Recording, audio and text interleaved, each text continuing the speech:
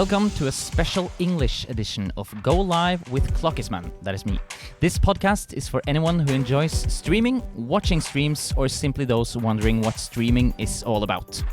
In each episode, we'll be talking with a streamer to hear about their channel, their journey, and their tips. Speaking of journey, today's guest is ending their 65-day-long journey on a bicycle through Europe. They are known for hitchhiking through the world, having been picked up more than 1,800 times. Their channel is currently among the top 500 English-speaking channels. It is Hitch. Welcome to both of you, Hitch. Are you both Hitch? Yeah, officially, yeah, we can both be Hitch. Thank you for the warm welcome. Obviously. I mean, thank you so much for being here. It's an honor to have you here on your final day of a 65-day-long trip through Europe. Yes. How's the final day been? Honestly, couldn't have hoped for a better final day.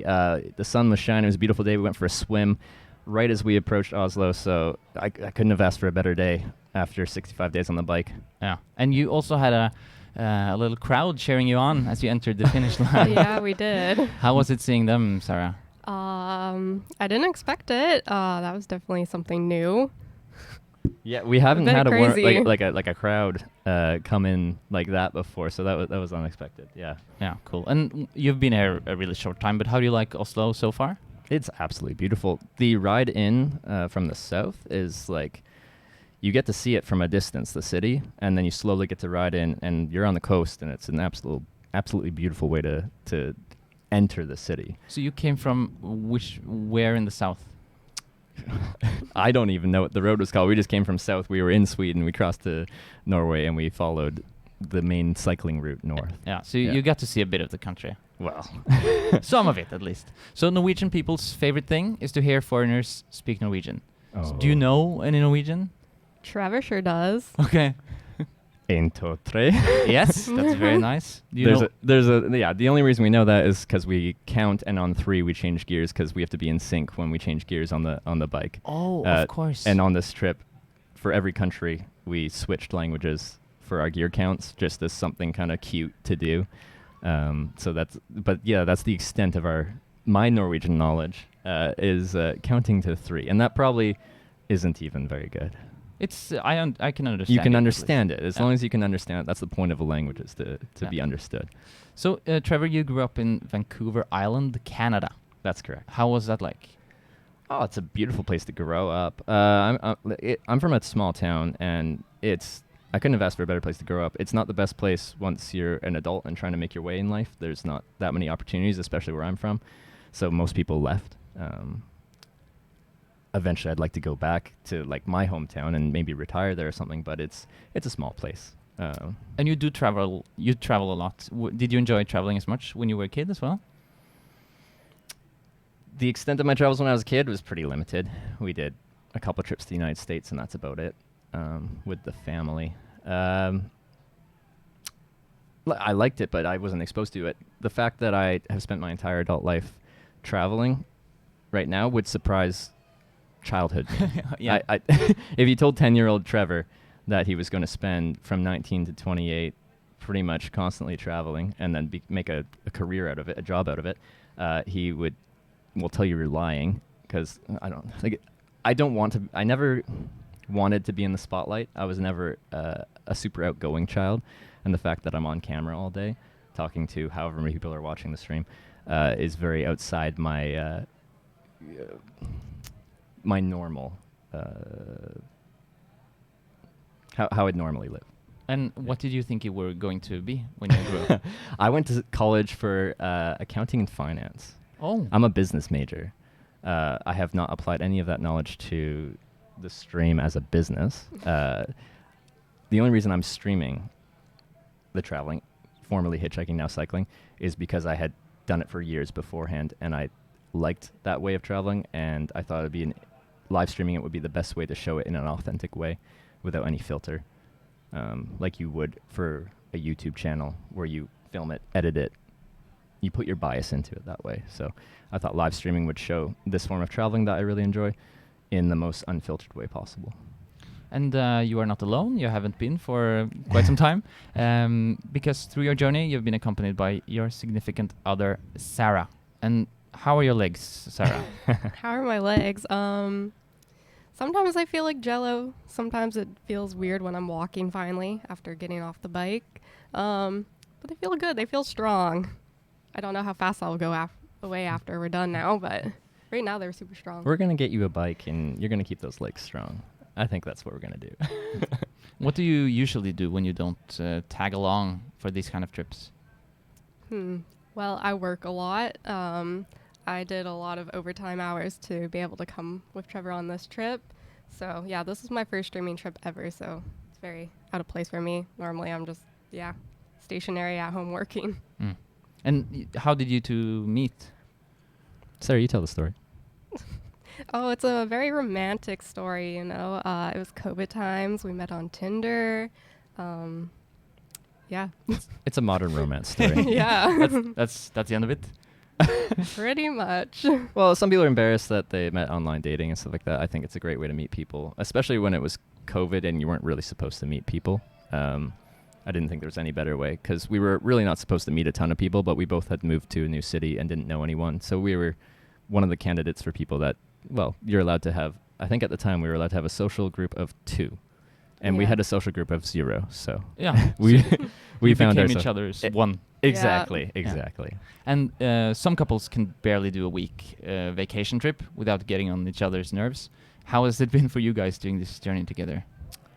I don't think we hate each other yet, so that's a good sign. I think we had a good test period. We live in a very small studio apartment. It's called a micro suite in Victoria, where we live right now.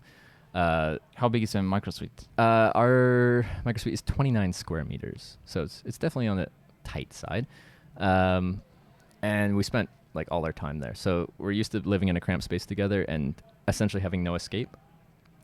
So that was a good warm up to this type of travel. But yeah, like being on a tandem, you never get to escape your partner. You never go away. We're within 2 feet of each other all day, and it's known to cause conflict in a relationship. Riding a tandem bike is said to bring your relationship to its logical conclusion extremely fast. So if you're not meant to be together, you will discover that very quickly. If you were meant to be together, well, you'll have a wonderful trip together.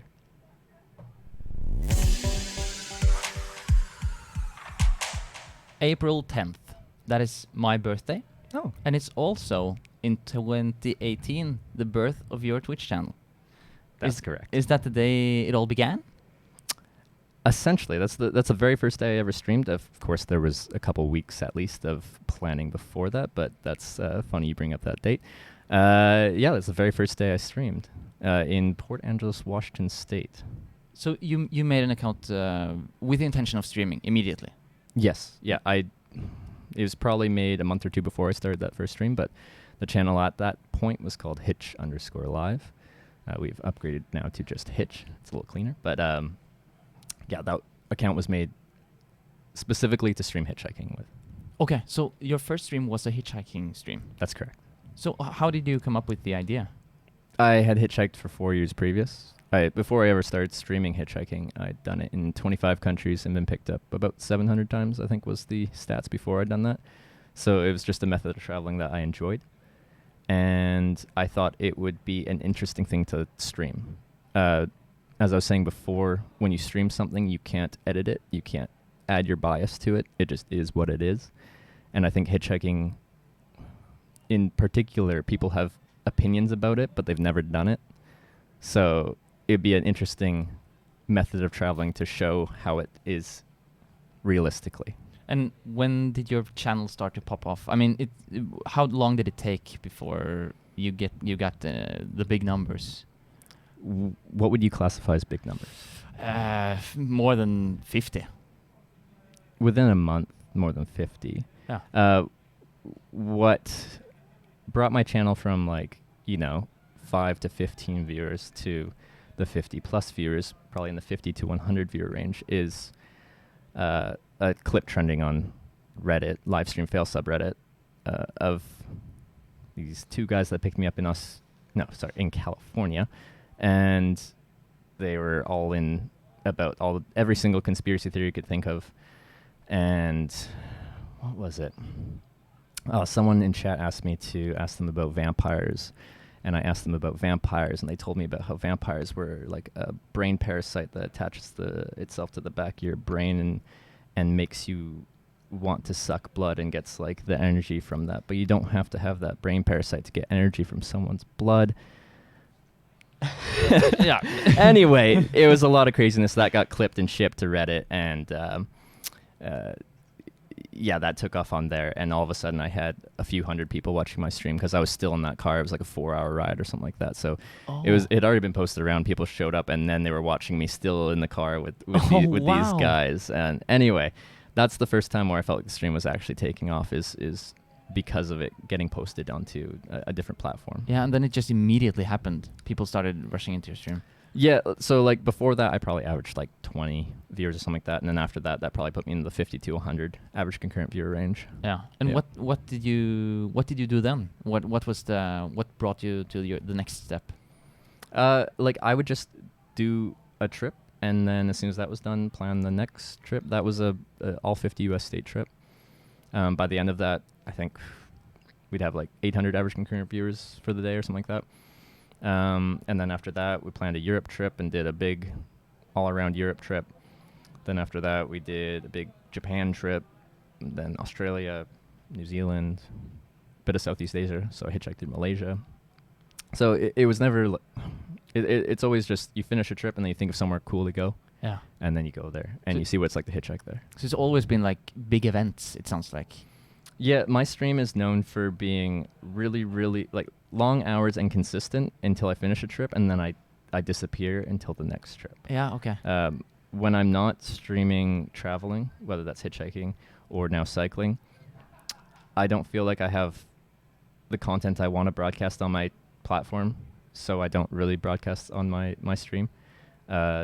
So yeah, I'm known for just disappearing between streaming trips. So yeah, I saw on your stats that you had a pause for almost a year. Yeah. Was that just a resting period? That was the pandemic. That was COVID.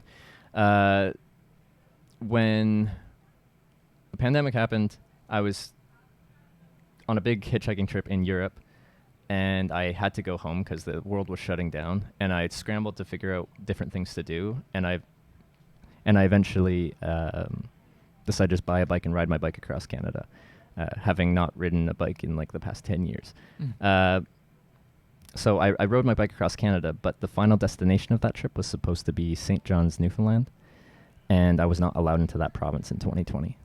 So I got as far as I could. So you had to like turn at the very finish line. Yeah, I got to the Atlantic Ocean, but I couldn't get to the province that I considered the actual final destination when you're cycling across Canada. So I flew back home, and that was September 2020. And then when I was allowed the next summer, 2021, that's when I restarted my stream, finished the final couple of provinces in Canada, and then went from there. So there's 10 months there between cycling across Canada from Vancouver Island to Halifax, Nova Scotia, to then the next summer doing a few Atlantic provinces, finishing Newfoundland. That was just nothing.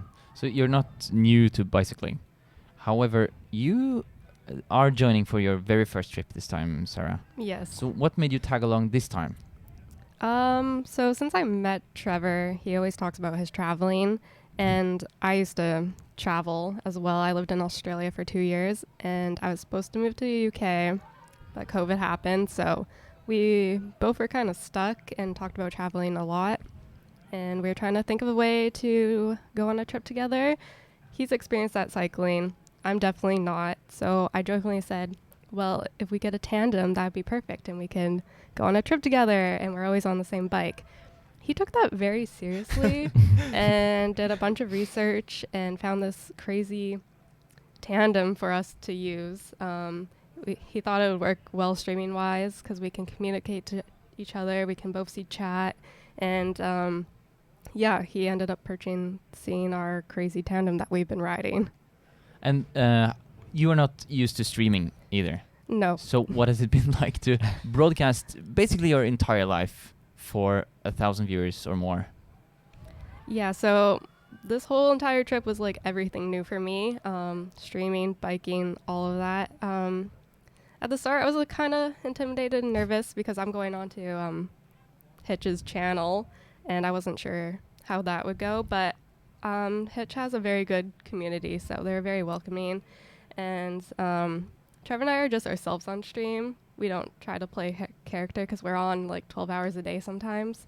So it's been okay, yeah. It took me like a week to warm up to it. So a lot of the times, not during this trip, but regularly, what you do on your stream is you hitchhike through the world, and you broadcast it. Mm-hmm. So initially, this sounds like a pretty niche category, but somehow you made it work really well. Why do you think you've been so successful?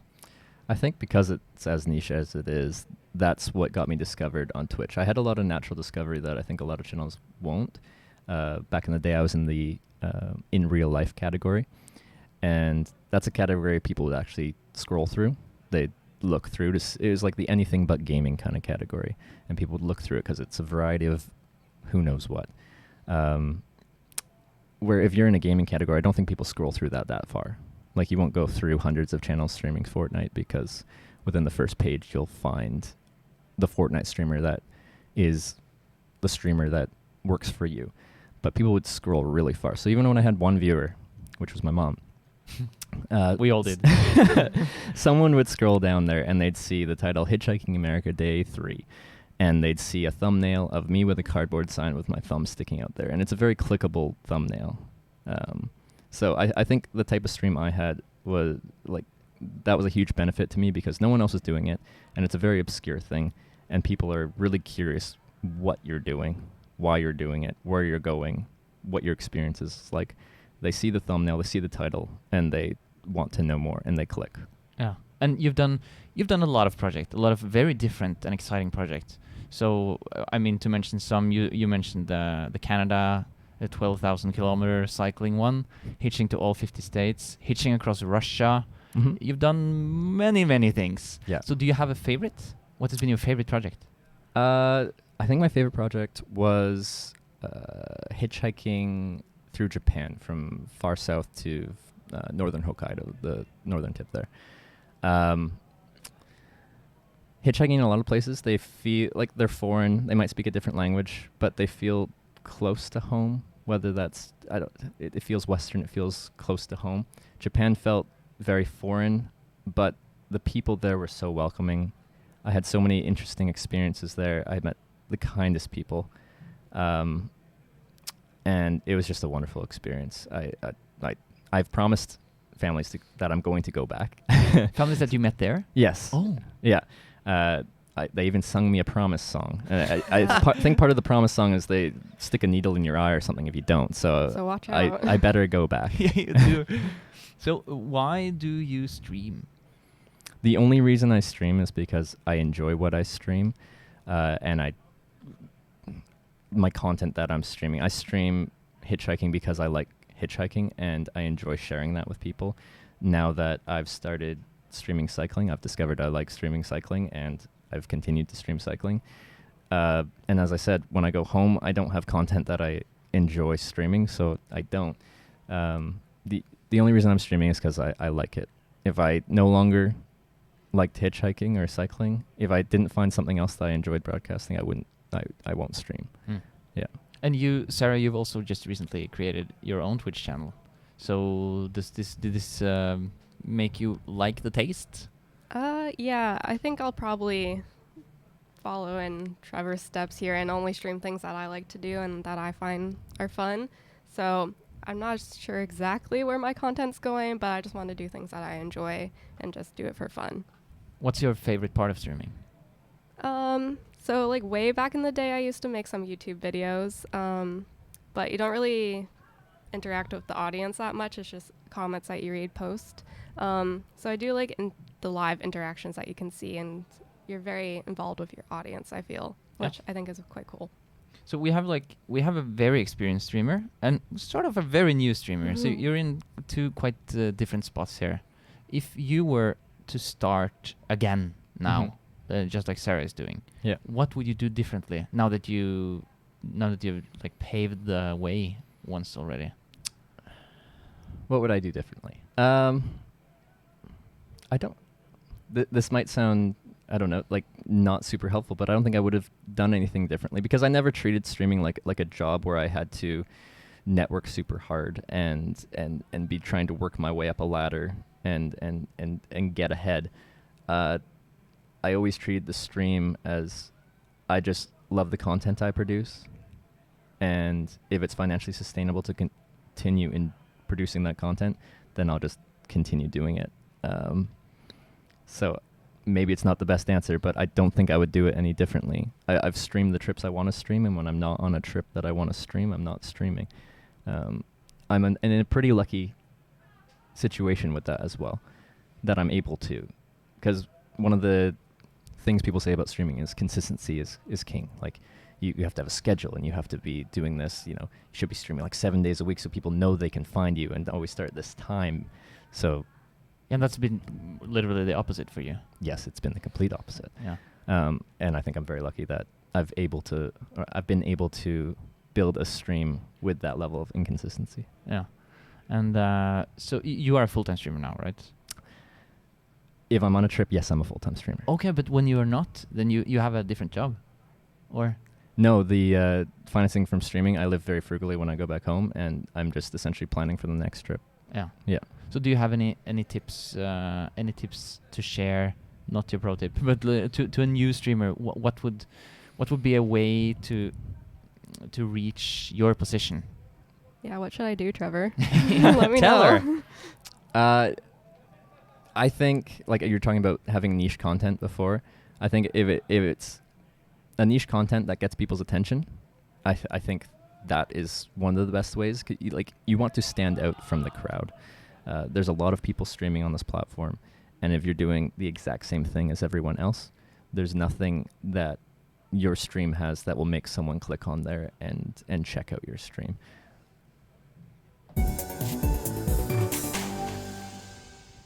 This segment is called Know Your Clip. Ooh. So you will hear a clip from your own channel, and your job is to guess the continuation or the context. Yeah. So you will be given 3 options also. Let's listen to the first clip. Now,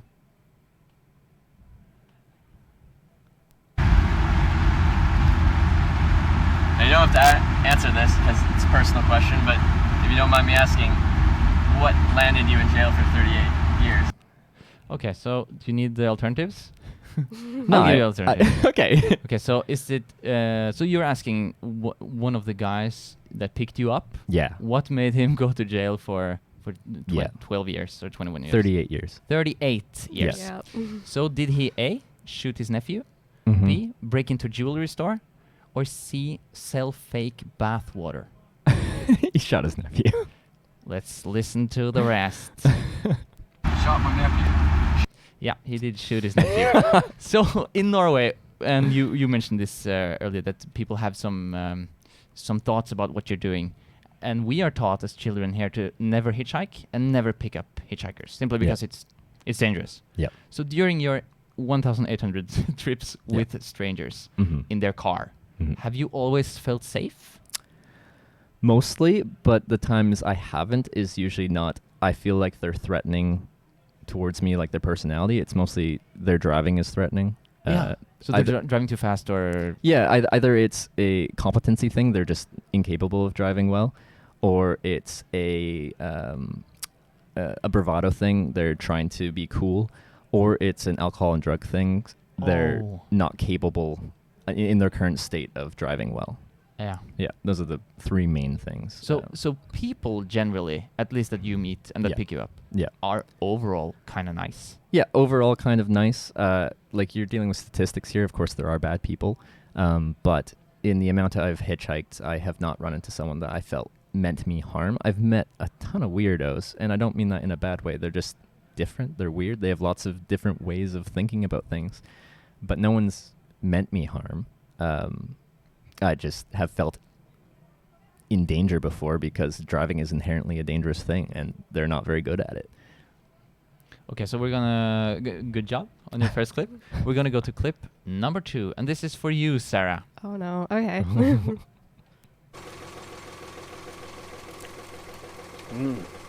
Watashi.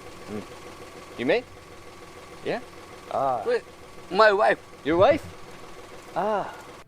Okay, so what's happening here? This is your most viewed clip. Yeah. He shows Trevor a picture of his beautiful wife Yumi, or he gives Trevor a cup of coffee, or he gives Trevor a banana from his wife's banana farm.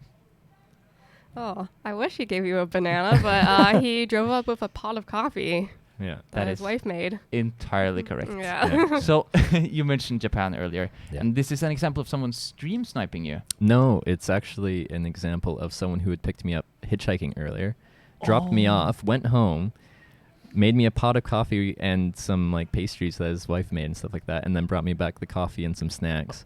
Wow. Just because he wanted to, because he wanted to help me out. Yeah, so that person had picked me up hitchhiking like an hour before that, and drove me just like 10 kilometers down the road. And did you communicate? I mean, it seems like you had a bit of a problem communicating. He was mostly speaking in Japanese. Yeah. But did you have any success using Google Translate in Japan? Success and problems as well, but it's a crutch that made it so we could communicate where we couldn't otherwise. I didn't know Japanese. A lot of people didn't know English. And that bit of technology made it so we could actually have a conversation where before we'd just be wildly gesturing and not really being able to get that much across. Yeah. Did it cause any trouble for you? It did, because like usually Google Translate is good at translating, but where it fails sometimes is actually hearing what you're saying initially. The big one that I've ended up asking several times that Google cannot understand is, have you ever hitchhiked before? Apparently Google doesn't think you'd ever ask about hitchhiking. So when I say, have you ever hitchhiked before, it thinks I'm saying, have you ever had sex before? Oh, no. And that has ended up in some slightly awkward situations. Oh, no. Yeah. That's like the worst translation Yeah, I know. could have done. So that's probably happened like 3 separate times. And if like the network's good and everything like that, it immediately just hears that, translates it, and spits it out. And you're like, oh. Oh, yeah. So to them, you were just a stranger coming up, asking them if they had ever had sex. Like usually we're like midway through a drive at that point. We've been having some banter back and forth, asking questions back and forth. And then just randomly out of nowhere, I'm just asking them if they've ever had sex, and it's just it's a curveball for them. That's horrible. Yeah. But it also happens that you get stream sniped a lot, and Yes. stream sniping is when someone is watching your stream to know where you are and then finding you, either in a game or in your case in the real world. Yeah. So you have a !snipe command. Yeah. Can you tell me about that command? Actually, I don't even know what that command's for.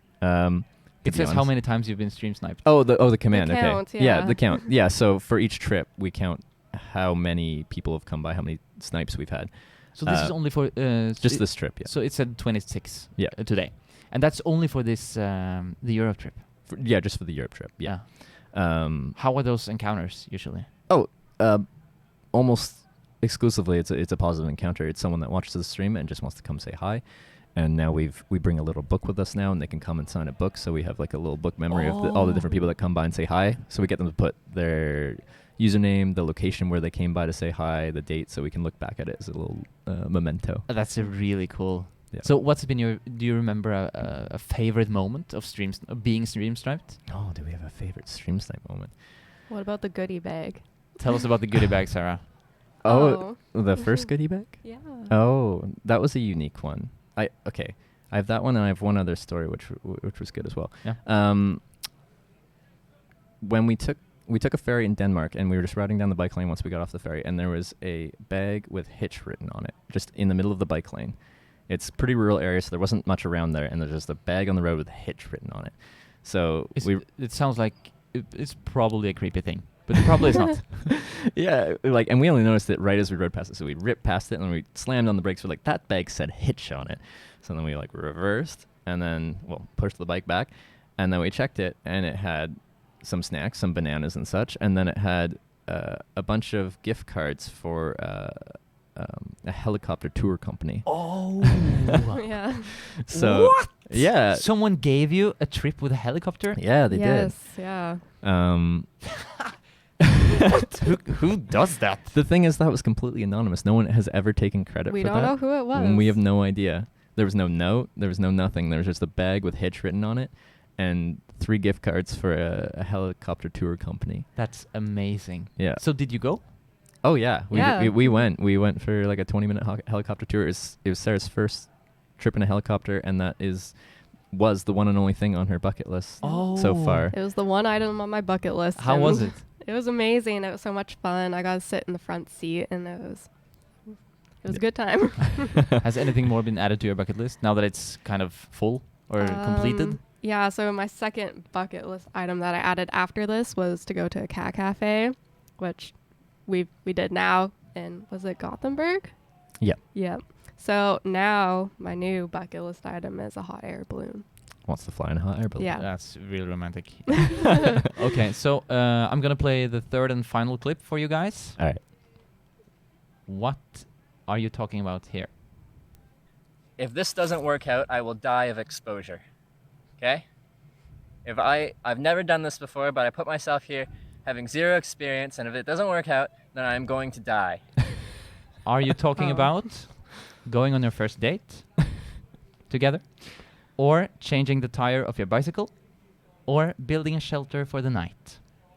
I don't even remember that clip, but I'm pretty sure that's building shelter for the night. You are absolutely correct. Yeah. You're okay. pointing at a really shabby shelter, Oh, yeah. which you built on what I think is your trip to an island. Mm-hmm. Tell me about that trip. Yeah, so this was after all the pandemic stuff happened, and I was scrambling to try and find content that, I'd enjoy streaming. And one of the things I thought would be interesting to try, since I, live outside all the time in a tent, I'm like, well, what if I try to do a survival stream and in somewhere uninhabited where there aren't people, and just live off the land and see how well I do at it. I don't have survival training, but let's just see how it goes. This is very dangerous. I did have an emergency backpack of, if I couldn't do anything or a storm comes in and I'm actually going to die of exposure, I can make it so I won't die of exposure. The plan was just to not use that, and I tried to stream as many hours as I could so people could see I wasn't using this emergency backpack. But yeah, I got permission from a First Nation group in Canada to use their island. Wow. Which has no permanent Inhabitants at all. It has one cabin on it that the people from the First Nation group can use, but it's usually empty, and the rest of it is just an island. But it was close enough to a town across the water that I could run the stream off of those cell towers, and I got permission, so off I went, and it was just a week, but it was an experience. It was fun, and I'd like to do it again with survival training first. Yeah. So how is it like for you, Sarah, when Trevor comes to you and says, I'm going to risk my life doing this thing? Bye. I feel like we should feel bad for all the moms.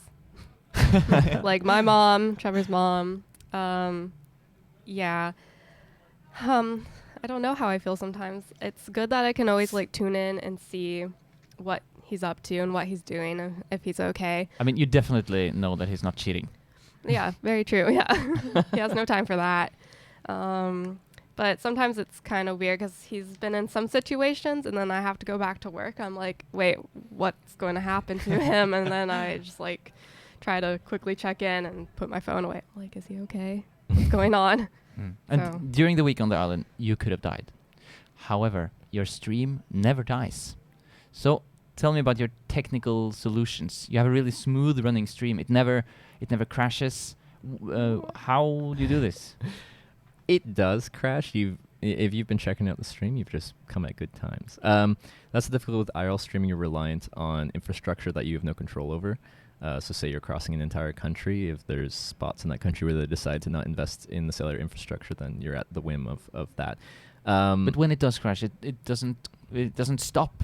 It just goes to a trailer screen. Oh, yes. Okay, so we run it through server, and as soon as it detects that there's no video and audio coming in to the server, it automatically switches scenes to we've lost connection and plays highlights from past clips, or from past trips as clips.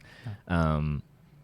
And everything outside of me just traveling and pressing go live is essentially handled by my team of moderators that do so much to help the stream, and I could not, like, the stream would not be anywhere near what it is right now without them, because I have no idea how that works. So if you ask me how to set that up, I couldn't tell you, but I could refer you to people that would. Okay, yeah, so tell me a little bit about your mod team. How did you find them? They found the stream. Most of them just liked the content and hung around for long enough and asked if they could help in any way, shape, or form, and what they could help me with, and then we added them to mod team, and it's just grown organically that way. So there was no headhunting. There was no, like, us looking for mods. It just grew naturally over the stream's 4+ year history. And Swaggy. Swaggy. He's sort of a hero of yours, isn't he? Yes. Yeah. So, Swaggy, one of our mods, pretty much has navigated us this entire trip. So he's trying to find interesting routes for us to take, what would be good on the bike, what wouldn't be good on the bike, and he's sometimes giving us turn-by-turn directions or downloading custom GPS tracks and then sending them to me as a GPX file, which I can then add onto my mapping software, so I have exact coordinates of where I should be going and everything like that. What does he do? Does he have a job? I call Swaggy crazy a lot. No offense to Swaggy, but he completely changed his sleep schedule just to be in our time zones every trip. Yeah. Do you pay this guy? No, and we always say, like, because we always ask him for statistics updates and everything like that, and like there's several times where we're just like, Swaggy, we're asking too much from you, just let us know. He's like, no, I want to do it. He enjoys this, which I'm greatly appreciative of, because he helps out with so much as far as like navigating and tracking statistics for the stream, which I find very interesting. Yeah, he knows everything. He knows everything.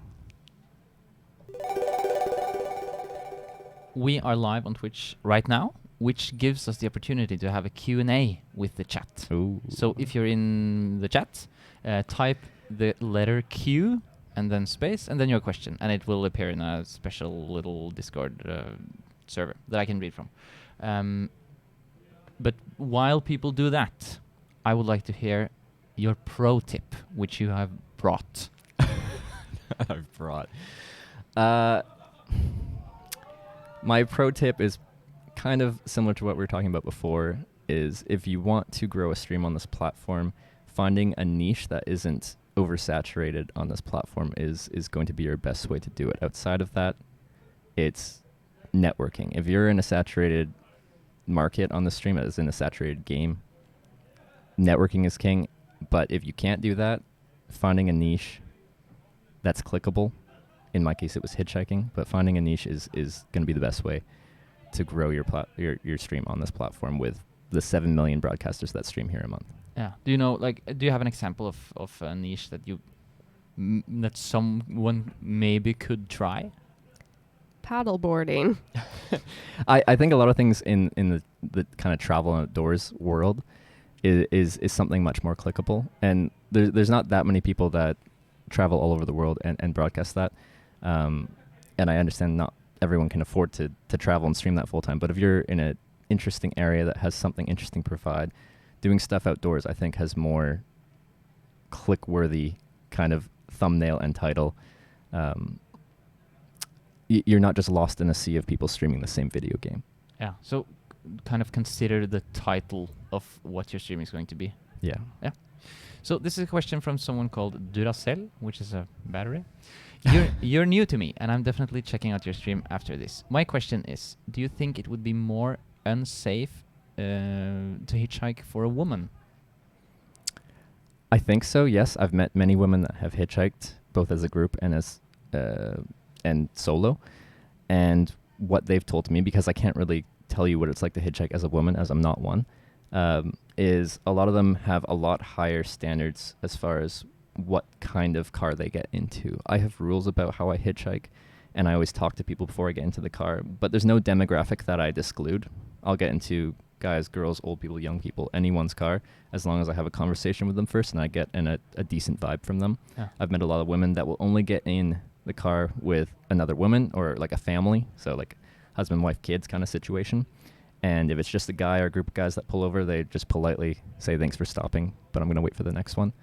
I can't tell you that's the right way to do it, but that's how they've told me they've done it, and they've done it successfully. But I can't delve too much into what it's like to hitchhike as a woman, because I cannot and will never have experience in that. No. Have you ever tried it, Sarah? Yeah, I've done it a few times when I was living in Australia. One time I was just on this island with one of my friends at the time who was a girl, and I think I hitchhiked for like 1 minute before we got a ride. So it happened pretty fast, and the guy was really friendly, so we did get in even though it was a van. He just was super nice and wanted to help us because he could tell that we were kind of stuck there. And then I was stranded on a mountain one time with a group of 5 girls, and it went okay. Everyone just kind of wants to help you out and make sure that you're safe. I feel like being as a girl, they just kind of want to protect you a little bit, so they offered to try to get you out of where you are. Yeah, so I've hitchhiked a little bit. Yeah, with success. It's Yeah. yeah. So what during this trip? What was the biggest challenge? Is a question from Yuorisu. Biggest challenge? Normandy? I thought you were going to mention networks. Like the tech side of streaming is difficult as far as getting the stream connected. I was thinking physical challenge. Normandy's very hilly, and there's some very steep hills, and the bike weighs a ton. Yeah, so just the sheer power of moving the bike. Yeah, and once the grade gets above a certain % grade, like you really have to work hard to keep that bike moving forward. And we still hadn't really gotten into really great shape by that point, and we tackled every hill we got there, but there were some tough climbs that we had to go through.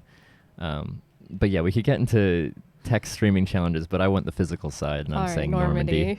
Yeah. In France. And I heard something more about France, that you are a vegetarian, Sarah. Yeah. And finding food in France was apparently a bit difficult. Yeah, France was the hardest place to find vegetarian food. You can easily find it in cities, but we went through a lot of small towns, and we never knew where we were going to end up, so we couldn't really look beforehand. So they like to offer a lot of meat, and they have like a salad for the side, and normally they just offer me a side salad, and we're like, that's not going to work because we're cycling all day. Yeah. Yeah, so grocery stores, it's good to stock up on them. Yeah, that became your solution. Yeah, for the most part. Pastries. So a few technical questions about your hardware and stuff. Sure. What's the monthly fee for the server? I think it's about $150 a month. Yeah. And how does your power keep lasting for your stream, since you don't get electricity? I carry way too many batteries.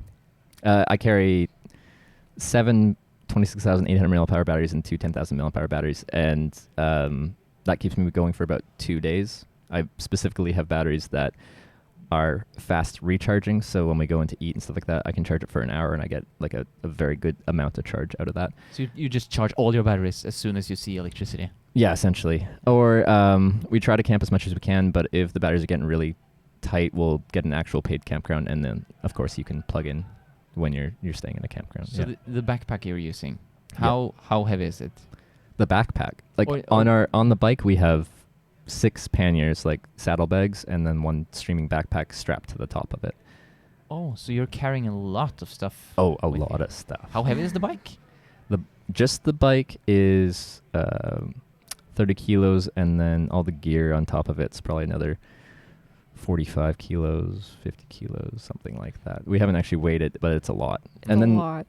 Right now it's especially heavy because approaching Oslo, we kept having stream snipers that came by, and they kept bringing us alcohol. Oh no, that's heavy. Yep. It's heavy, and it's a great problem to have, and it's very expensive in Norway. We're going to buy it ourselves, so it's been very kind of them, but our bike is especially heavy right now. Someone asks if you can tell about the time you dressed up as a woman and hitched. Yes, I can. People, it goes into when you're asking like what it's like to hitchhike as a woman, and I had the same answer. I'm like, well, I can't know what it's like to hitchhike as a woman. And then people were like, well, what if you dressed as a woman hitchhike? I'm like, I don't really want to do that. They're like, what if we, set a donation goal for this amount and we read it or met it? And I'm like, okay, I guess, sure, fine, I can try hitchhiking as a woman if we meet this donation goal. And they did. So then I had to do that. Yeah, I did it on Vancouver Island. I caught, I think it was like 5, 6, 7 rides in the day. Went from my hometown, Courtney, Comox, to like near Nanaimo and back up. And honestly, it was a really good experience. No one was like weird. No one was... I was terrified when I started doing it because I felt like very exposed in a dress and like I just stood out. But it was honestly a very positive experience. I had a lot of fun with it, actually, by the end of it. Yeah. And it's not the only time you've been dressing up. Apparently, you've been dressing up as a banana, and someone asked you for meth. Yes, that has happened. Another situation, someone said for Halloween you should dress up for something, and we did a donation goal, and they got me to dress up as a banana and hitchhike on Halloween. So this banana thing, because that's a huge part of your stream. It is kind of a channel meme, yeah. Yeah. How did that happen? We had a viewer come by that I didn't know was a viewer back on the original Hitchhiking America trip back in 2018, and he came by when I was ending my day. Yeah, in Wisconsin at a gas station. He came by and he's just like, "You some kind of hobo or something?" I'm like, "I don't know. I'm just like hitchhiking." He's like, "You want a banana?" And I'm like, "Sure, I'll take a banana, I guess." Sure. So I took the banana and he left. And then we thought that was weird, but whatever. Some guy gave us a banana. And then the next day, same guy comes up, same car. And he's like, "You some kind of hobo or something?" And I'm like, "Oh, you." And and then he brought me some Taco Bell. But then he introduced himself as a viewer of the stream. But and then after that, the reason it became like kind of a channel thing is people got unique in their ways of bringing me bananas. Because he delivered a banana to me and called me a hobo and stuff like that. But people would start bringing to me on like fancy platters or something like that. Or that I ate at a Denny's and they called the place, paid for my order, and then got them to hand deliver me a banana on a plate and stuff like that. So they started doing like unique things of ways to deliver me a banana. And it's just stuck for the 4+ years since that's happened. That's really funny. Yeah. And okay, so I'm gonna do 2 more questions. Sure. So this was Sarah's first long-distance bike trip. Does she feel her body strength has improved from it? Yeah, my legs and stamina, I think, are much stronger. Doing 100 kilometers a day used to be really hard, and like that was a big day for us, but now it kind of feels normal and it feels like I can keep going, so that definitely shows that things have improved. Since it was my first trip, that's why I wanted the tandem, because I knew I'd definitely lag behind Trevor because he's done multiple trips now. But yeah, now I feel good on the bike, and it's just kind of the daily routine. Do you think you'll be joining more? Hopefully, if I get invited back. She will be. Yeah, the next trip will be a hitchhiking trip, and I'm going back to the solo trip for just that one. And then after that, I want to see if I can bring Sarah on, whether it's a bike trip or a hitchhiking trip. I'm going to see if I can get her back on the stream. Cool. Yeah. So, final question here from Peg Sterno. Have you tried Q chocolate milk yet? And rate it out of 10 if you have. Ooh. Yes, I did try. Wait, did I try it? Oh. No, I got given Q chocolate milk, but I didn't have it because I had just drinking a liter of, was it Paco? Yeah. No, a viewer came by today and yeah. gave Trevor some Q chocolate milk. So I got given some today, but I haven't had an opportunity to try it. I did have some Norwegian chocolate milk, but it wasn't It was Q. a cow wearing rain boots. Yes, I don't know what it's called, but there was a cow wearing rain boots on Yeah. it. If That's the one. that's not Q. Q. That's Q? Well, no, isn't it? I think that's Q. I could Google it, but let's find out. You can find out by yourself.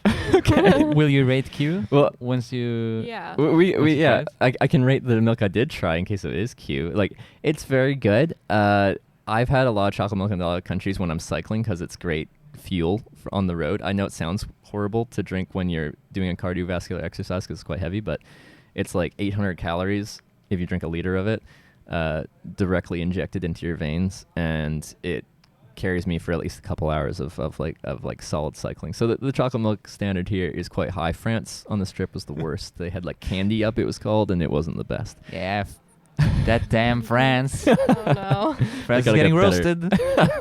The other chocolate milk is Litago, by the way. Litago. Let's-go. Oh, I think yeah, that's right. the one that had the boots on it, I think. Yeah. Okay. We are nearing us the end. Okay. And before you guys leave, I want to ask you 2 things from you. Sure. Question number 1. Mhm. Who do you think I should invite to this podcast? Which streamer?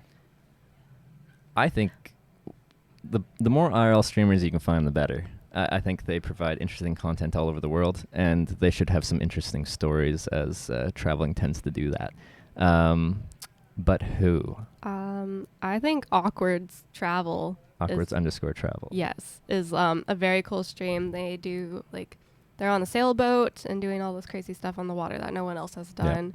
Yeah. I think They own a sailboat, so they stream the sailing, but they also stream scuba diving, which is actually technically very difficult to do. Oh, so they Yeah. stream from underwater? From underwater, Yeah. yeah. Oh, wow. Yeah, and that's difficult to do because wireless network doesn't go through the water, right? Yeah. So they have to have all this tether stuff. Like they have some really fancy tech that they run to keep their stream going really far offshore and everything like that. So as far as some people that know the top of the line hardware that you can stream off of, Awkward's Travel would be a great choice. There's many people that do great streams, but Sarah brought up a good one. Yeah. Cool. Yeah. And so the last thing I'm going to ask from you is to simply plug your own channel. So why should anyone listening to this check out your channel, and what kind of content can we expect in the near future? You have 30 seconds. Go nuts. All right. I am Trevor, the runner of Hitch. I'm known for streaming Hitchhiking internationally, which is an obscure type of traveling, but that sounds like something you'd want to watch because it's something you don't want to do but maybe are interested in. That's what you can find on my channel. I also stream long-distance bicycle touring and tandem bike touring, which is also a very interesting way to see a country. You meet less weirdos, but you got to see the country, the geography of the country much more intimately. That's what I do. If that sounds cool. If that doesn't sound cool, then I get it. And Sarah? Oh, do I also plug my stream? Absolutely. Okay, my stream has just been made. It's called Sarah Bridgewater, just my name. I've been streaming in the mornings before Trevor, but I'm going to go back home and stream some IRL stuff, some indoor craft stuff, and just figure it out. I'm learning. Og med det denne episoden av Gå Live ferdig. Dette må være en av de beste episodene, spør du meg. Hvis du vil se innspillingen av denne podcasten live, så gjør du det på twitch.tv/klokkismann. Og om bare 2 uker får du neste episode av Gå Live.